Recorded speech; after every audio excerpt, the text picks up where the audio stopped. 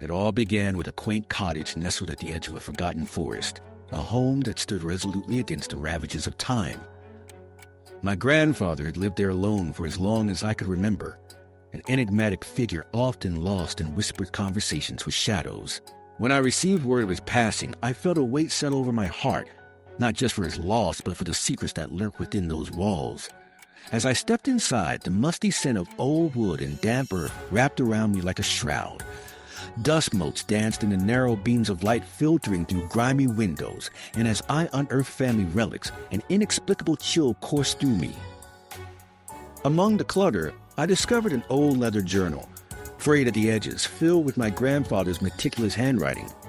The entries spoke of strange occurrences and nightly rituals, of a pact with an entity he referred to only as the Whisperer.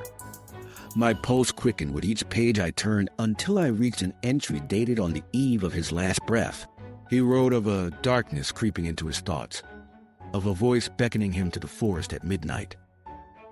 Against my better judgment, I felt compelled to explore the space he had described. The forest was dense and alive with the low hum of unseen creatures, and as the sun descended, shadows twisted into shapes that felt almost sentient. My heart raced as I ventured deeper, memories of the journal echoing in my mind.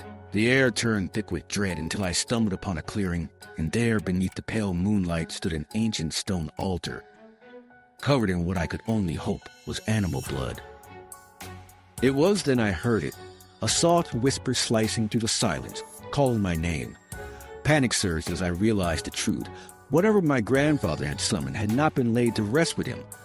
I turned to flee, but the forest felt alive, branches curling like fingers, hindering my escape.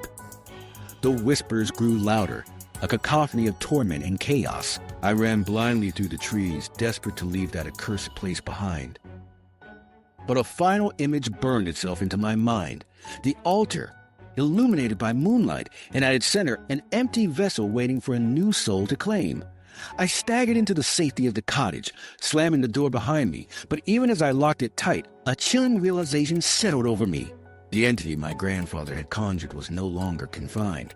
It had turned its gaze upon me, and in the stillness of my new solitude I could feel it waiting, more patient than death itself.